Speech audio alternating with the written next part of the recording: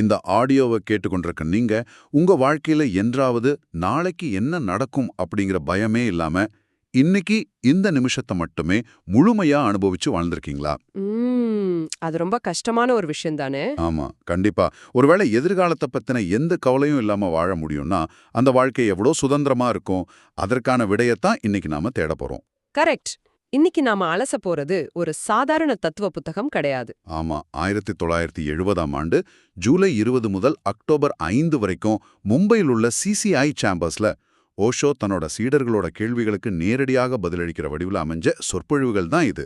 Krishna the man and is philosophy அப்படிங்கிற புத்தகத்தோட 19வது அத்தியாயத்தை தான் இன்னைக்கு நாம ஆழமா பார்க்க போறோம். அதாவது பாத்தீங்கன்னா இந்த அத்தியாயத்தோட நோக்கம் ரொம்ப தெளிவானது. மதங்கள் எல்லாமே வாழ்க்கைய மறுக்கத்தான் செஞ்சிருக்கு. ஆனா கிருஷ்ணன் வாழ்க்கைய முழுமையா தழுவினான். உண்மைதான். யுத்தத்திலையும் சரி, காதலிலையும் சரி, குழலிலையும் கீதையிலையும் அவன் ஒரே நேரத்துல எல்லாவற்றிலையும் முழுமையா இருந்தான். அதனாலதான் நாம கிருஷ்ணனை ஏதோ வானத்துல இருந்து குதிச்ச ஒரு புராண கதாபாத்திரமா அல்லாம வாழ்ந்து முடிச்ச ஒரு விடுதலை அடைந்த மனிதனா பார்க்க போறோம். இது வெறும் கோட்பாட்ட பற்றிய உரை அல்ல, இது ஒரு முழுமையான மனிதனின் தத்துவம். ரொம்ப அழகா சொன்னீங்க.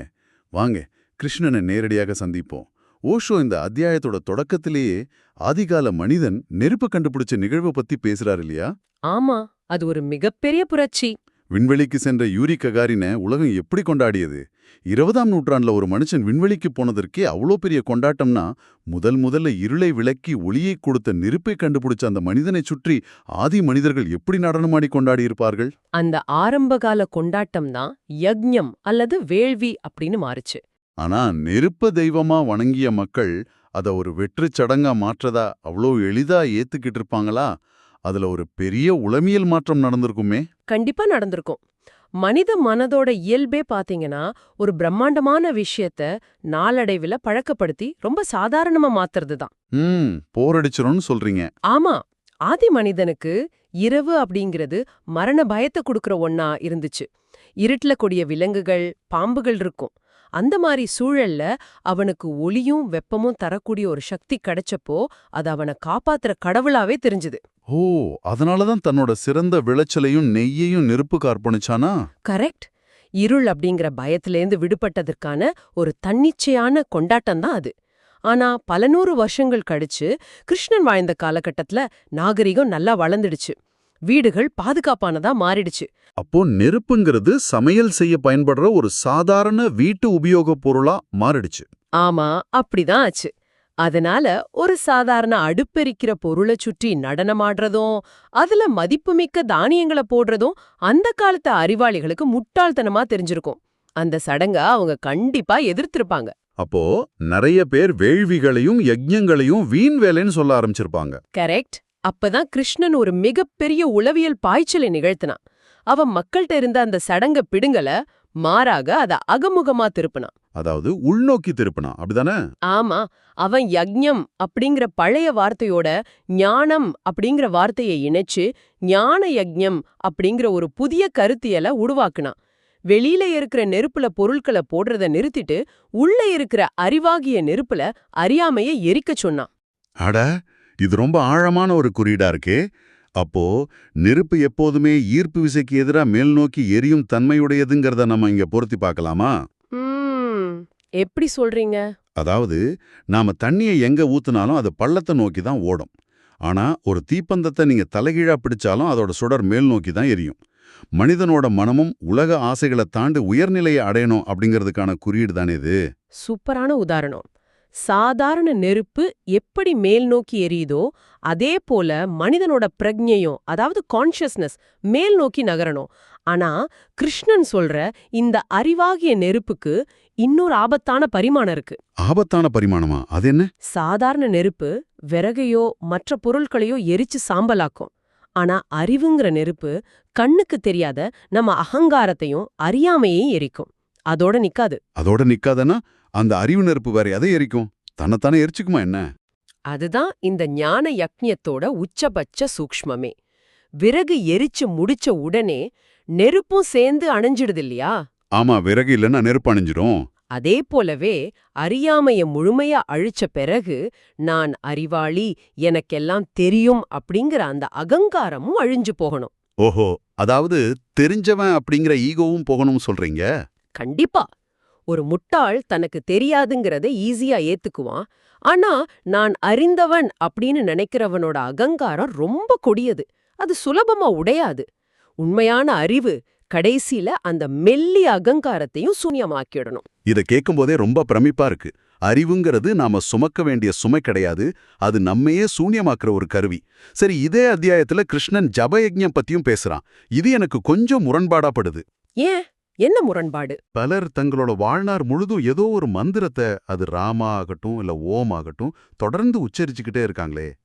மனசை அமைதிப்படுத்த அது ஒரு வழிமுறை தானே. அதையுமா ஓஷோ தப்புன்னு சொல்றாரு? ஓஷோ மந்திரம் உச்சரிக்கிறது தப்புன்னு சொல்லல. ஆனா அத நாம எப்படி பயன்படுத்துறோம் அப்படிங்கறதுல தான் பிரச்சனை இருக்கு. மந்திரம் அப்படிங்கிறது காலில குத்துன முள்ளை எடுக்க பயன்படுற இன்னொரு முள்ளு மாதிரி. பழைய முள்ளை எருத்ததும் ரெண்டையும் தூக்கி போட்டுறணும். கரெக்ட். முள்ளை எடுத்த பின்னாடி 2 முட்களையும் தூக்கி எறியறதான் புத்திசாலித்தனம். ஆனா நாம என்ன பண்றோம்னா, முள்ளுக்கு பதிலா 2வது முள்ள ரொம்ப பத்திரமா எடுத்து ரணத்திலேயே வச்சுக்கிற மாதிரி ஒரு மந்திரத்தை வாழ்நாள் முழுதும் புடிச்சு தொங்குறோம். ஆனா இத்தனை வருஷமா பழகிய ஒரு மந்திரத்தை எப்படி சட்டுன்னு விடுறதுன்னு கேட்பாங்களே. தியானம்னு எல்லாரும் இதை தானே சொல்லி கொடுக்கறாங்க. அதுதான் பல நூற்றாண்டுகளா ஆன்மீகத்துல நடக்கிற பெரிய தப்பு. ஒருவன் மந்திரத்தை கிளிப்பிள்ள மாதிரி சொல்லிக்கிட்டே இருந்தா அது ஒரு போதைப்பொருள் மாதிரி மனச மரத்து போக வச்சிடும். இத விளக்க ஓஷோ புத்தரோட ஒரு அற்புதமான கதையை சொல்றாரு. ஓ, புத்தர் கதையா? சொல்லுங்க. ஒரு முறை சில அறிஞர்கள் ஒரு அகலமான நதியை கடக்க வேண்டியிருந்துச்சு. அவங்களுக்கு ஒரு படகு கிடைச்சது. நதியை கடந்ததும் அந்த அறிஞர்கள்ல ஒருத்தன் சொன்னா, இந்த படகு மட்டும் இல்லைன்னா நாம உயிரோட இருந்திருக்க மாட்டோம், அதனால நன்றி செலுத்துற விதமா இந்த படகு நம்ம தலையிலே சுமந்து செல்வோம் அப்படின்னு சொன்னான். அட கடவுளே! நதியை கடந்த பிறகு படகுல தானே பயணம் செஞ்சிருக்கணும். படகையா தலையில சுமந்து போனாங்க? ஆமா, அந்த அறிஞர்கள் எல்லாரும் சேர்ந்து அந்த பெரிய படக தலையில தூக்கிட்டு வியர்க்கு விறுவிற்கு அடுத்த ஊருக்கு போனாங்க. ஊர் மக்கள் பார்த்துட்டு ஏன் இப்படி முட்டாள்தனமா பண்றீங்கன்னு கேட்டாங்க. அதுக்கு அந்த அறிஞர்கள் என்ன சொன்னாங்க? நீங்க நன்றி கெட்டவங்க. எங்களுக்கு பேருதவி செஞ்ச இந்த படக நாங்க வாழ்நாள் முழுதும் சுமையா இருந்தாலும் சுமப்போம் அப்படின்னு சொன்னாங்க. அடப்பாவுமே, நாம தியானம் செய்ய பயன்படுத்தின கருவியே நம்ம தலையில சுமையா மாத்திரக்கூடாதுங்கிறத இந்த கதை ரொம்ப தெளிவா புரிய வைக்குது. அப்போ அந்த மந்திரத்தை விட்டு விடுறதுல தான் சூட்சுமம் இருக்குன்னு சொல்றீங்க. மிக சரி. நம்ம மனம் எப்போதும் பல எண்ணங்களால நிறைஞ்ச வழியுது. அந்த எண்ண குப்பைகளை வெளியேற்றத்தான் மனச குவிக்க ஒரே ஒரு வார்த்தையை தொடர்ந்து உச்சரிக்க சொல்றாங்க. ஆனா இறுதியில அந்த ஒற்றை வார்த்தையும் நாம விட்டுடணும். அந்த வார்த்தையும் அழிஞ்ச பிறகு என்ன நடக்கும்? எல்லாமே அழிஞ்ச பிறகு ஏற்படுற ஒரு ஆழமான வெற்றிடமான மௌனம் இருக்கு பாருங்க, அதுவே அஜபம். உச்சரிக்கப்படாத மந்திரம் அது. அதுதான் உண்மையான தியானம். ஒரு கருவிக்கு அடிமையாகாம இருக்கணும் அப்படிங்கிற பாயிண்ட் ரொம்ப தெளிவா புரிஞ்சது. சரி, இப்போ கீதையோட மைய கருத்தான ஒரு விஷயத்துக்கு வருவோம். பலனை எதிர்பார்க்காமல் செயல்படுவது. இதுதானே எல்லாரும் சொல்றாங்க? ஆமா, உலகம் முழுக்க இத பத்தி தான் பேசுறாங்க. ஆனா நடைமுறையில ஒரு சாமானியனா எனக்கு ஒரு பெரிய கேள்வி இருக்கு. எதிர்காலத்துல ஒரு பலன் கிடைக்காது அப்படின்னா மனிதன் ஏன் செயல்படணும்? ஒரு கழுதைக்கு முன்னாடி கட்டப்பட்ட கேரட் மாதிரி தானே அந்த எதிர்கால பலன் நம்ம இயங்க வைக்குது. இது ரொம்ப முக்கியமான கேள்வி. அந்த கேரட் இல்லனா கழுதி ஏன் நடக்க போகுது? பலன் இல்லனா மனிதன் சோம்பேறி ஆயிட மாட்டானா? இந்த கேள்வியில தான் மனித குலத்தோட ஒட்டுமொத்த உளவியல் சிக்கலுமே அடங்கியிருக்கு. எதிர்காலத்துல பலன் கிடைக்காதுன்னு கிருஷ்ணன் சொல்லவே இல்ல.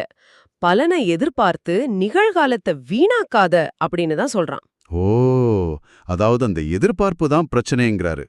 ஆமா, நாம எதிர்காலம்னா என்னன்னு முதல்ல புரிஞ்சுக்கணும். எதிர்காலம் அப்படிங்கறதே மனித மனம் உருவாக்குற ஒரு கற்பனை வலைதான். அது இன்னும் பிறக்கவே இல்ல. நிகழ்காலம் மட்டும்தான் நிஜம். கரெக்ட். நாம ஒரு பலனை எதிர்பார்த்து செயல்படும்போது நம்ம உடல் நிகழ்காலத்துல இருக்கு, ஆனா நம்ம மனசு இல்லாத ஒரு எதிர்காலத்துல அலைஞ்சுக்கிட்டு இருக்கு. இந்த இரட்டை நிலையால நாம செய்யற செயல் முழுமையற்றதா பதற்றமானதா மாறிடுது. ஆஹா, அதாவது குச்சியில கட்டின கேரட்டை பார்த்துக்கிட்டே நடக்கிற கழுதைக்கு தான் வைக்கிற ஒவ்வொரு அடியோட அழகும் சுற்றியுள்ள இயற்கையும் தெரியறதில்லைன்னு சொல்றீங்க. அது எதிர்கால பசியில நிகழ்கால குருடனா மாறிடுது. துல்லியமான பார்வை. பலனை எதிர்பார்க்கிற செயல் எப்போதுமே பதற்றத்தையும் கிடைக்காம போயிடுமோ அப்படிங்கிற பயத்தையும் கடைசியில ஏமாற்றத்தையும் தான் தரும். ஈசோவோட வாழ்வுல நடந்த ஒரு சிறிய சம்பவத்தை ஓஷோ இங்க மேற்கோள் காட்டுறாரு. ஈசோவோட வாழ்க்கையில நடந்ததா பார்த்திருப்பாங்க. ஆமா. ஆனா இயேசு அந்த மலர்கள ரசிச்சுக்கிட்டு இருந்தாரு. அவற்ற கூர்ந்து கவனிங்க. உலகத்திலேயே மிகப்பெரிய பணக்காரனா பிரம்மாண்டமான கிரீடத்தோட வாழ்ந்த சாலமன் ராஜாவை விட இந்த மலர்கள் பல மடங்கு அழகானவைன்னு சொன்னாரு. ஒரு சாதாரண பூ ஒரு பெரிய ராஜாவை விட அழகா எப்படி? ஏன்னா சாலமன் ராஜாவுக்கு தானுக்கு நாளைக்கு தான் ராஜ்யம் என்ன ஆகுமோ அப்படிங்கிற பயம் இருந்துச்சு. ஆனா இந்த மலர்களுக்கு நாளைக்கு பத்தின எந்த கவலையும் இல்ல. அவை நிகழ்காலத்துல முழுமையா மலருது. நாளைக்கு வாடி போயிடுவோங்கிற பயம் அதுங்களுக்கு கிடையாது. அதனாலதான் அவை அத்தனை அழகா இருக்கு. அடடா, எதிர்கால கவலை இல்லாததால தான் இயற்கை இவ்ளோ அழகா இருக்கா? ஆனா நாமெல்லாம் நாளைக்கு என்ன நடக்கும்னு கவலைப்பட்டுக்கிட்டே இருக்கோமே. நாம கவலைப்பட்டாதான் எதிர்காலம் சரியா இருக்கும்னு நம்புறோம். மனித மனதோட இந்த மாயையை புரிஞ்சுக்க இன்னொரு வேடிக்கையான கதையும் இருக்கு. ஒரு கிராமத்துல ஒரு பாட்டி இருந்தாங்க. அவங்க கிட்ட ஒரு சேவல் இருந்துச்சு. தினமும் காலையில அந்த சேவல் கூவும். கொஞ்ச நேரத்துல சூரியன் உதிக்கும். ம், இது சாதாரணமா நடக்கிற ஒண்ணுதானே. ஆனா அந்த பாட்டி மனசுக்குள்ள ஒரு தப்பு கணக்கு போட்டுட்டாங்க.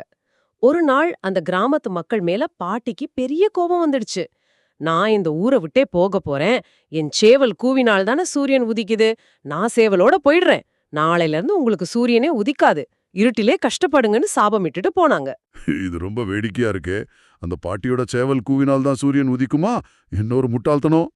அவங்களோட ஆழமான நம்பிக்கையே அதுதான். அவங்க சேவலை தூக்கிட்டு பக்கத்து ஊருக்கு போனாங்க. அங்கேயும் காலையில வழக்கம் போல சேவல் கூவிச்சு சூரியன் உதிச்சது. உடனே பாட்டி நினைச்சுக்கிட்டாங்களாம், பாவம் பழைய ஊர் மக்கள் சூரியன் இல்லாம இப்போ இருட்டுல எப்படி அழுதுகிட்டு இருப்பாங்களோ அப்படின்னு. நம்ம மனிதர்களோட நிலையும் கிட்டத்தட்ட இப்படித்தான் இருக்கு. கண்டிப்பா. நாம கவலைப்படுறதால தான் உலகம் சுழலுதுன்னு நம்ம ஈகோ நம்புது. ஆனா நாம கவலைப்பட்டாலும் படாவிட்டாலும், நாம இருந்தாலும் இல்லாவிட்டாலும் நாளைங்கிறது வந்தே தீரும். ரொம்ப எளிமையான அதே சமயம் ஆழமான கதை. அப்போ எதிர்கால பலனை இயற்கையிடம் விட்டு விடுவதுனா என்ன? எந்த இலக்கும் இல்லாம செயல்படணுமா? இலக்கில்லாம இல்ல, எதிர்பார்ப்பில்லாம. ஒரு நதியை எடுத்துக்குங்க. அது கடலை சென்று சேரணும் அப்படிங்கிற திட்டத்தோடயா ஓடுது? ஒரு மேப் வச்சுக்கிட்டா போகுது? இல்லையே, அது பாட்டுக்கு அதோட போக்குல ஓடுது. அதான், அதங்கிட்ட இருக்கிற அபரிமிதமான ஆற்றலால அது இயற்கையா பாயுது. வழியில இருக்கிற கரைகள், காடுகள், கிராமங்கள் எல்லாத்தையும் தழுவிக்கிட்டு ஒரு கொண்டாட்டமா ஓடுது. கடலை அடையறது அதோட ஆசை கிடையாது. அது ஒரு இயற்கையான முற்றுப்புள்ளி. நாம செய்யற ஒவ்வொரு செயலும் அப்படி ஒரு கொண்டாட்டமா இருக்கணும். அப்போ எதிர்காலத்துக்காக சேமிக்கிறது அப்படிங்கிறது இயற்கையின் மேல நாம வைக்கிற நம்பிக்கையின்மைய காட்டுதா? ஆமா, அது ஒரு வகையான மறைமுக நாத்திகம்னு ஓஷோ சொல்றாரு. முகமது நபியோட வாழ்வுல நடந்த ஒரு நெகிழ்ச்சியான சம்பவத்தை இங்க அவர் குறிப்பிடுறாரு. முகமது நபி எப்போதுமே ஒரு சந்நியாசிய போல வாழ்ந்தவர். நாளைக்காக எதையும் அவர் சேமிச்சு வச்சதில்ல. கேள்விப்பட்டிருக்கேன். ஆனா அவரு மரண தருவாயில இருந்தப்போ ஏதோ நடந்ததாமே. ஆமா, அவர் மரண தருவாயில இருந்தப்போ ஒரு நாள் இரவு ரொம்ப தவிச்சாரு. தூக்கமே வரல. ஏதோ ஒரு பாரம் அழுத்துற மாதிரி உணர்ந்தாரு. தன்னோட மனைவி கிட்ட, எனக்கு தெரியாம ஏதாவது பொருளை நீ சேமிச்சு வச்சிருக்கியான்னு கேட்டாரு. எதிர்கால பயம் எல்லாருக்கும் இயல்பானது தானே. அவங்க மனைவி என்ன சொன்னாங்க? மனைவி பயந்துகிட்டே, நீங்க எப்ப வேணாலும் இறந்துடலான்னு மருத்துவர்கள் சொல்லிட்டாங்க. அவசர செலவுக்கு தேவைப்படுமேன்னு ஒரு 5 பொற்காசுகளை மட்டும் தலையணைக்கு அடியில வச்சிருக்கேன் அப்படின்னாங்க. அது ஒரு சின்ன சேமிப்பு தானே. ஆனா இத கேட்ட முகமது நபிக்கு அதிர்ச்சி ஆயிடுச்சு. உடனே யாரையாவது கூப்பிட்டு இத தானம் செய். என்ன படைத்த இறைவன் நாளைக்கும் என்ன கவனிச்சுக்குவாருங்கிற நம்பிக்கை எனக்கு இருக்கு. இந்த 5 காசுகளை வச்சுக்கிட்டே என்னால நிம்மதியா இறைவனை சந்திக்க முடியாதுன்னு சொன்னாரு. ஆட, 5 பொற்காசுகள் கூட ஒரு மனிதனோட விடுதலைய தடுத்து நிறுத்துமா? அந்த நள்ளிரவுல ஒரு பிச்சைக்காரனுக்கு அந்த காசுகளை கொடுத்த பிறகுதான் அவர் நிம்மதியா உயிரை விட்டாரு. இது உண்மையிலே சிலிரிக்க வைக்குது. ஆனா பாத்தீங்கன்னா மனிதனுக்கு இருக்கிற எதிர்கால பயங்கள்லயே மிகப்பெரிய பயம் மரணம் தானே. அந்த இறப்பையே ஒரு பந்தமான அவனை நினைக்கிறோமே, அதுல இருந்து எப்படி விடுபடுறது? பிறப்பும் இறப்பும் உண்மையில பந்தம் கிடையாது. அறியாமையில இருக்கிறவனுக்கு மட்டும்தான் அது சிறையா தெரியும். ஒரு ஞானிக்கு வாழ்க்கையும் விடுதலைதான், மரணமும் விடுதலைதான். ஆனா மரணம்னு வரும்போது அந்த வலியும் பயமும் உண்மைதானே. உடல் அளவிலான வலி உண்மைதான்.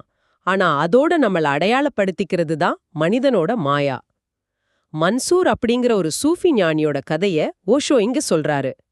அவர் ஒரு மாபெரும் ஞானி, ஆனா அவரை மத நம்பிக்கைக்கு எதிரானவர்னு சொல்லி மரண தண்டனை விதிச்சாங்க. மரண தண்டனையா? அது ஒரு ஞானி எப்படி எதிர்கொண்டாரு? அவரை ரொம்ப கொடூரமா சித்திரவதை செஞ்சாங்க. அவரோட ஒவ்வொரு உறுப்பா வெட்டி எடுத்தாங்க. முதல்ல கைகளை வெட்டினாங்க, அப்புறம் கால்களை வெட்டினாங்க, கண்களை குருடாக்குனாங்க. அட கடவுளே, இவ்ளோ கொடூரமாவா? ஆனா அந்த கொடூரமான வலியிலையும் மன்சூர் சத்தமா சிரிச்சுக்கிட்டே இருந்தாரு. கூட்டத்துல இருந்த ஒருத்தன், மன்சூர் உனக்கு என்ன பைத்தியமா, உன்னை கொடூரமா கொன்னுகிட்டு இருக்காங்க, நீ சிரிக்கிறியேன்னு கேட்டான். உடம்புல இவ்வளவு காயங்கள் படும்போது அவர் எப்படி சிரிச்சாரு? அது மனித இயல்புக்கே முரணானதாச்சே. அதுக்கு மன்சூர் சொன்ன பதில்ல தான் விடுதலையோட ரகசியமே இருக்கு. நீங்க தவறான ஆளை கொன்னுகிட்டு இருக்கீங்க. நீங்க கொல்றது என் உடலைத்தான். என் உடலுக்கும் எனக்கும் எந்த சம்பந்தமும் இல்ல. உண்மையான மன்சூரை உங்களால தொடக்கூட முடியாது அப்படின்னு சிரிச்சாரு. ஆஹா, நான் உடல் அல்ல அப்படிங்கிற புரிதல் அவருக்கு வந்துடுச்சு. கரெக்ட். எதிர்பார்ப்புகள்ல இருந்தும் உடலோட தன்னை அடையாளப்படுத்திக்கிறதுல இருந்தும் விடுபடுறது தான் உண்மையான விடுதலை. இப்போ இத கேக்குறவங்களுக்கு ஒரு ஆழமான சந்தேகம் வரலாம். ஆண் பெண் அப்படிங்கிற பேதங்களை கடந்து இப்படிப்பட்ட முழுமையான விடுதலை அடைந்த ஒருத்தரோட மனநிலை எப்படி இருக்கும்? அது ரொம்ப ஆக்ரோஷமானதா இருக்குமா, இல்ல மென்மையானதா இருக்குமா? கடவுள் அப்படிங்கிறவர் ஒரு ஆணோ அல்லது பெண்ணோ கிடையாது. ஆங்கிலத்துல சொல்றதுன்னா கடவுள் ஒரு நியூட்டர் நிலை. அதாவது 2 ஆற்றல்களும் சரிசமமா 50-50 அப்படிங்கிற விகிதத்துல இணைந்த ஒரு முழுமை நிலை. ஆக்ரோஷமும் மென்மையும் கலந்த ஒரு சங்கமம். ஓ, இதத்தான் நம்ம மரபுல அர்த்தநாரீஸ்வரர் தத்துவம்னு சொல்றாங்களா? ஆமா, முழுமை அடைந்த ஒவ்வொரு ஞானிக்குள்ளும் இந்த 2 தன்மைகளும் சமநிலையில இருக்கும். அப்படியானால் சமண மத நூல்கள், அதாவது ஜெயினிசம்ல ஏன் பெண்கள் நேரடியாக முக்தி அடைய முடியாது, அவங்கள அடுத்த பிறவில ஆணாக பிறந்தால் மட்டுமே முக்தி அடைய முடியும்னு சொல்றாங்க? இது ஆண் பெண் சமநிலைக்கு எதிரான ஒரு பாலிடிக்ஸ் மாதிரி தெரியுதே. இது பாலிடிக்ஸ் கிடையாது, ஒரு முக்கியமான உளவியல் விஷயம். சமண மதத்தோட தீர்த்தங்கரரான மகாவீரரோட பாதைங்கிறது முற்றிலும் ஆண்மைத்தன்மை, அதாவது மேல் ஆர்கிடைப் கொண்டது. அது ரொம்ப ஆக்ரோஷமானது, போராடி வெல்வது, கடுமையான சுய கட்டுப்பாட்டின் மூலமா விடுதலை அடையறது. அதாவது ஒரு அகங்கார போராட்டம் மாதிரி. ஆமா, இப்படிப்பட்ட வெற்றி கொள்ளும் தத்துவத்துல இயல்பிலேயே மென்மையான ஏற்கும் தன்மை கொண்ட பெண்களுக்கு உளவியல் ரீதியா இடமில்லாம போயிடுது. அதனாலதான் ஒரு பெண் ஆணாக பிறக்கணும்னு அவங்க நினைச்சாங்க. ஓ, அப்போ கிருஷ்ணனோட பாதை இதுக்கு நேர் மாறானதா? முற்றிலும் நேர்மாறானது. கிருஷ்ணனோட பாதை முழுமையான சரணாகதி மற்றும் அன்பை அடிப்படையாக கொண்ட பெண்மை தன்மை, அதாவது ஃபெமினைன் ஆர்கிடைப் கொண்டது. அங்கு ஈகோ போராட்டத்துக்கே வேலை இல்ல. முழுமையான நம்பிக்கையோட தன்னை இயற்கையிடம் ஒப்படைக்கிறது மட்டும்தான் வழி. அதனாலதான் கிருஷ்ணனோட பக்தர்கள் எல்லாருமே மனதால பெண்களாவே மாறிடுறாங்களா? இதை கேட்கும்போது எனக்கு மீராவோட கதை தான் ஞாபகம் வருது. ஆமா, பக்தி மார்க்கம்னாலே அது பெண்மை தன்மைதான். மீரா விருந்தாவனத்துல இருக்கிற கிருஷ்ணன் கோவிலுக்குள்ள நுழைய முயன்றப்போ நடந்த சம்பவம் ரொம்ப முக்கியமானது. அந்த தலைமை அர்ச்சகர் அவங்கள தடுத்து நிறுத்தினார் இல்லையா? கரெக்ட். இந்த கோவிலுக்குள்ள பெண்கள் நுழைய அனுமதி இல்லன்னு அவர் சொன்னாரு. அதுக்கு மீரா கொஞ்சமும் தயங்காம ஒரு பதில் சொன்னாங்க பாருங்க. அதுதான் கிருஷ்ண தத்துவத்தோட உச்சம். மீரா என்ன சொன்னாங்க? மீரா சிரிச்சுக்கிட்டே கேட்டாங்க, என்ன சொல்றீங்க? இந்த உலகத்துல ஒரே ஒரு ஆண் மட்டும்தான் இருக்கான், அது என் கிருஷ்ணன் மட்டும்தான். மீதி அனைவருமே, முழு பிரபஞ்சமுமே அவனோட ஆற்றலை ஏற்கும் பெண்கள் தான். அப்படி இருக்க நீ எப்படி உன்னை ஒரு ஆணாக நினைச்சுக்கிட்டு கிருஷ்ணனோட கோவிலுக்குள்ள அர்ச்சகரா இருக்க அப்படின்னு கேட்டாங்க. ஆஹா, செம்ம அடி. இத கேட்ட அர்ச்சகர் அதிர்ந்து போய் மீராவோட கால்ல விழுந்து மன்னிப்பு கேட்டாரு. தன் அகங்காரத்தோட முட்டாள்தனத்தை அவர் உணர்ந்தாரு. பக்தி என்றாலே அது பெண்மைத்தன்மை தான் அப்படிங்கிறத மீரா ஒரே வரியில உடைச்சிட்டாங்க. இந்த மொத்த உரையாடலையும் நம்ம தொகுத்து பார்த்தோம்னா கிருஷ்ணன் வாழ்வை எந்த இடத்துலயும் மறுக்கல அப்படிங்கிறது மிக தெளிவா புரியுது. ஆமா, அவன் செயல முழுமையா செய்ய சொல்றான். ஆனா அதோட பலன்ல இருக்கிற பற்றுதல, அதாவது அட்டாச்மெண்ட்டை மட்டும் விட சொல்றான். முழுமையா நிகழ்காலத்துல வாழ்றதுதான் கிருஷ்ணனோட தத்துவம். பலனை எதிர்பார்த்து செய்யப்படுற எந்த செயலும் நம்மள பிறக்காத எதிர்காலத்துல தான் கட்டி போடுது. எதிர்கால கவலையை இறைவான் கிட்ட கொடுத்துட்டு ஒரு நதிய போல எந்த எதிர்பார்ப்பும் இல்லாம இந்த நொடியில நம்ம செயலை செஞ்சா வாழ்க்கையே ஒரு கொண்டாட்டமா மாறிடும். கண்டிப்பா, அதுதான் உண்மையான விடுதலை. ரொம்ப அருமையான பதிவு. இந்த உரையாடலை முடிக்கும் முன் ஒரு கணம் யோசிச்சு பாருங்க. நாம பார்த்த புத்தரோட கதையில வர்ற அந்த படகப் போல உங்க வாழ்வில பயன்பாடு முடிஞ்ச பிறகும் நீங்க உங்க தலையிலேயே சுமந்துக்கிட்டு இருக்கிற அந்த வீணான எண்ணம், பழைய வன்மம் அல்லது எதிர்கால எதிர்பார்ப்பு என்ன? அந்த படகோட சுமையிலிருந்து விடுபட்டு அதை எப்போ நீங்க கீழே வைக்க போறீங்க? இவ்வளவு நேரம் கேட்டதுக்கு ரொம்ப நன்றி. இந்த Tamil voice reads channel monetisation இல்லாம தான் நடக்குது. இந்த ஆடியோ புத்தகம் உங்களுக்கு பயன் தருது என்று நினைத்தால் இந்த முயற்சி தொடர்ந்து போக உங்க ஆதரவு மிகவும் உதவும். என்னுடைய இந்த முயற்சிக்கு நன்கொடை அளிக்க விருப்பம் இருந்தால் டிஸ்கிரிப்ஷன்ல கொடுக்கப்பட்டுள்ள UPI ID மூலம் வழங்கலாம். உங்களால் முடிந்த அளவு போதும். சிறிய ஆதரவும் பெரிய உதவிதான். இந்த வீடியோ உங்களுக்கு பயனுள்ளதாக இருந்தால் சப்ஸ்கிரைப் பண்ணுங்க, மற்றவர்களுக்கும் பகிர்ந்து கொள்ளுங்கள். இந்த கருத்துக்கள் அவர்களுக்கும் தேவையாக இருக்கலாம். லைக் பண்ணுங்க, உங்க கருத்துக்களை கமெண்ட்ல பகிருங்க. மனப்பூர்வமான நன்றி.